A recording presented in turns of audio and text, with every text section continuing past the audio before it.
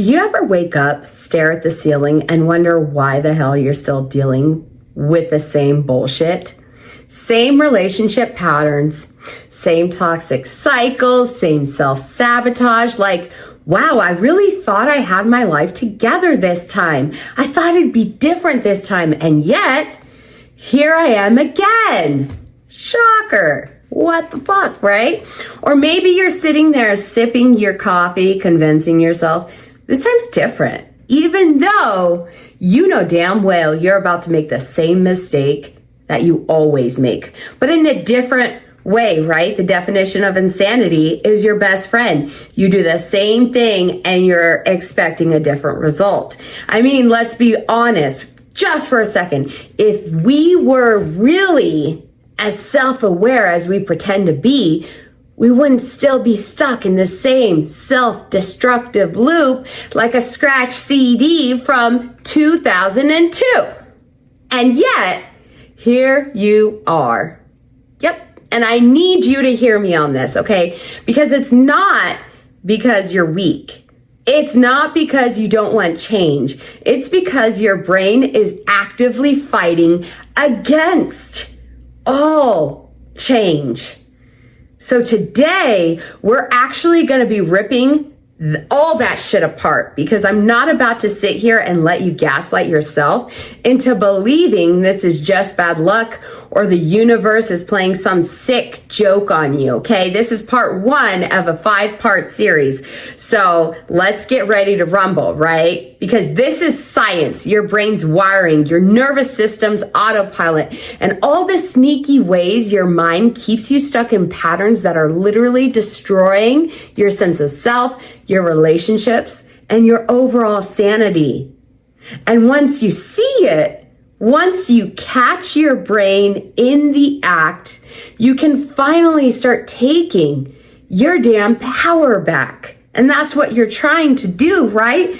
Is feel confident, connected, and feel so badass and self-aware that you can walk in a room and you don't even notice everybody staring at you.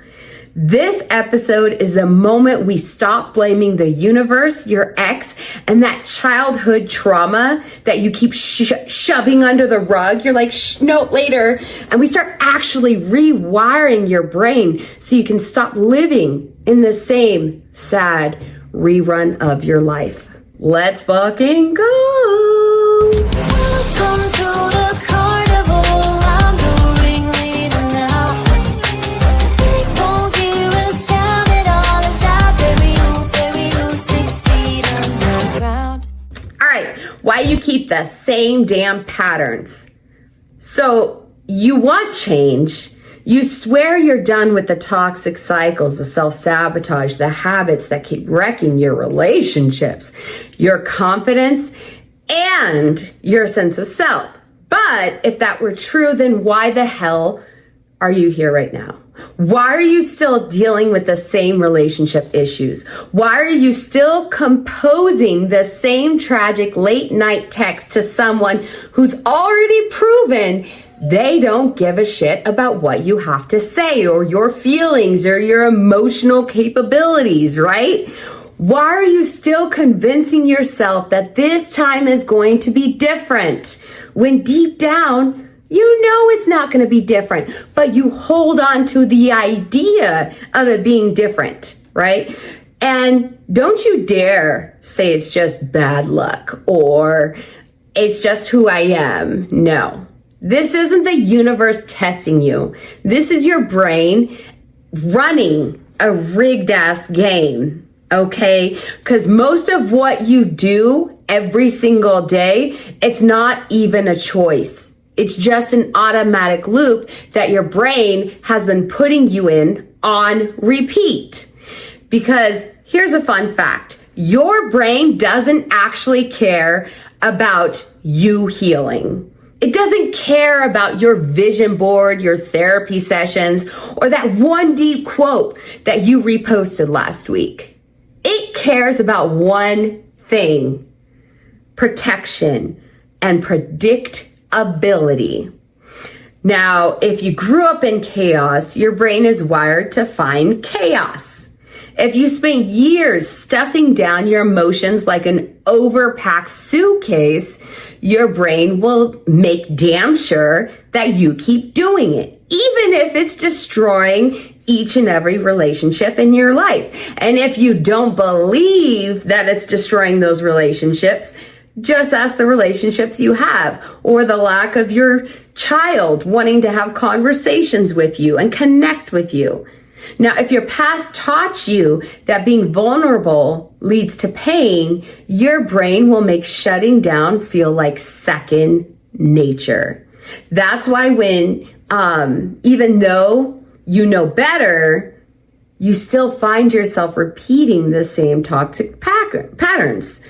You see the pattern, you recognize the dysfunction, you warn your friends not to do the exact same thing you're about to do, and then 2 weeks later, right? Boom, back in the same self-destructive rerun with the same tragic plot line. Because you're not failing at change.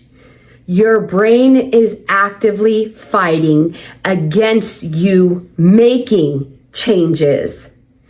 Your brain is playing you like a little puppet, little puppet with Pinocchio, got no strings to hold me down. That's literally what your brain's doing, right? So let's talk a little about the brain then, okay?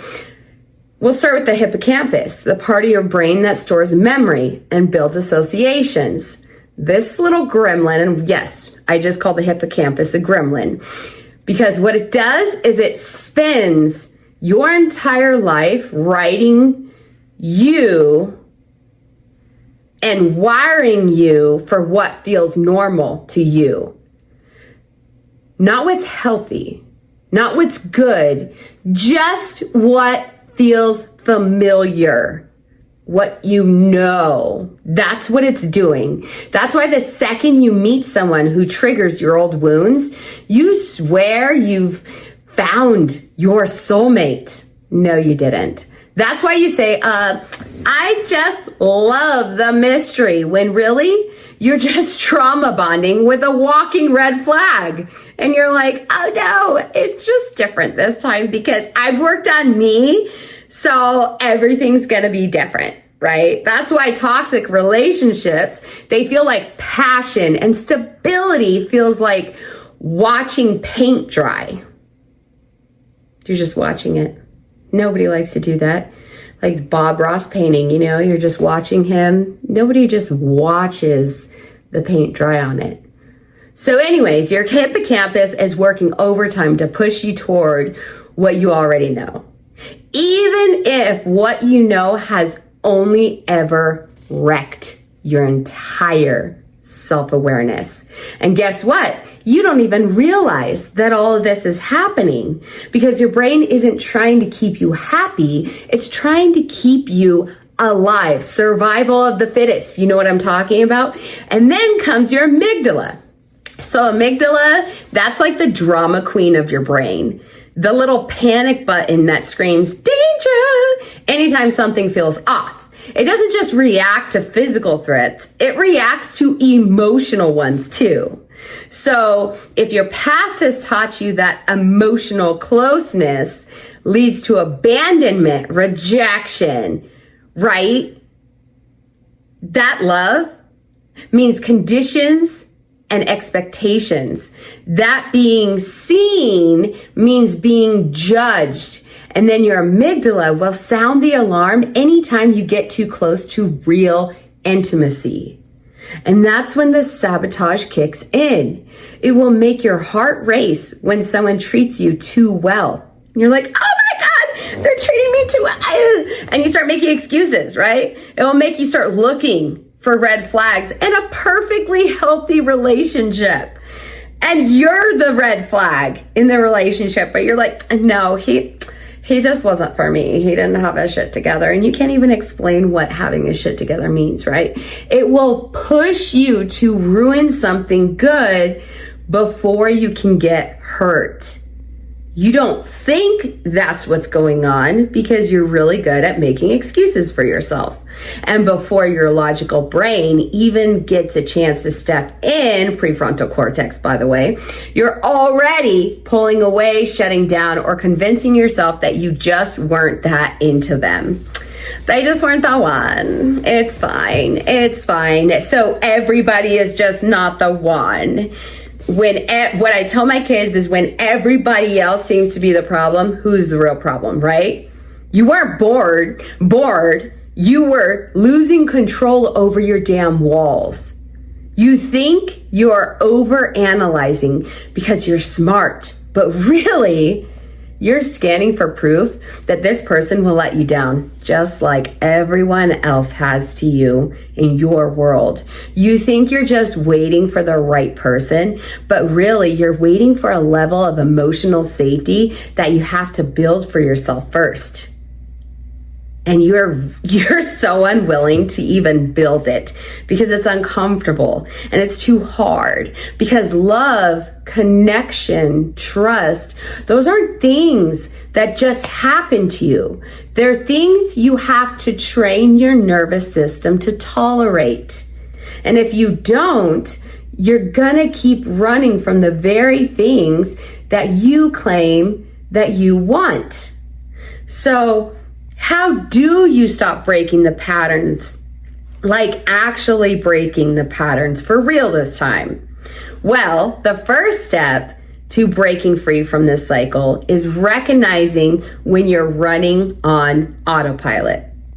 Just catch yourself in the act. When you feel yourself pulling away, when you hear yourself making excuses, when you recognize that all too familiar urge to ghost, pick a fight, or shut down, pause. And I know that's so much easier said than done, right? You're like, oh, let me stop. Let me tell you how many times I've started a fight and I've stopped because oh shit, this is not going to end well. Right? So when you pause, even if you have to say it out loud, say, this is an old pattern. Angela, you're fucking yourself over. Literally, say it however you want. Get behind me, Satan. Yes, call yourself Satan. Do whatever you have to, right? Because the second that you name it and call it out, you take it off of the autopilot. And the moment it's off autopilot, you, my friend, get the choice. You don't have to rewrite your entire personality overnight, but you do have to stop letting your brain convince you that change isn't possible. Interrupting a pattern starts small. If you normally shut down, stay in a hard conversation 5 minutes longer than you normally would. If you overanalyze, get up, change your environment, disrupt the damn cycle. If you chase validation, sit in the discomfort of not reaching out. And when your brain panics, when it tells you this feels wrong, that's your sign that it's working. Because breaking neural pathways should feel unnatural at first. That's how you know you're doing something new. So, your challenge for this week is pick one reoccurring pattern in your life. Maybe it's shutting down in relationships. Maybe it's self-sabotaging when things get good. Maybe it's ignoring red flags, even when you know better. Whatever your case is, catch it when it happens. You might not catch it until after it's already happened, or maybe you'll catch it 2 days after it's happened. The more you catch it, the sooner you'll catch it, and eventually you can catch yourself in the act of before it even starts. Okay? So call it what it is, and then do one thing differently. Not a lot of things, just do one thing differently. What are the things that I've tried in the past? Now try a different thing, because you're not stuck. You're programmed. And the second you start breaking that programming, everything is going to change for you because you'll have an option. Now, as I said before, this is a 5-episode series on rewiring your brain. So the next episode that we're going to dive into is why change takes so damn long, why your brain fights it even when you want it, and how to actually make it stick. So sit in the discomfort right now, interrupt the cycle, and meet me right there, because it's time to rewire this for good. I am in this with you. I want to hear your comments. So make sure you like, subscribe, share this with your friends. Find me on TikTok, Facebook, Instagram, all the things, LinkedIn, because I want to see you improve with me on this journey. So I'll see you next time. Bye.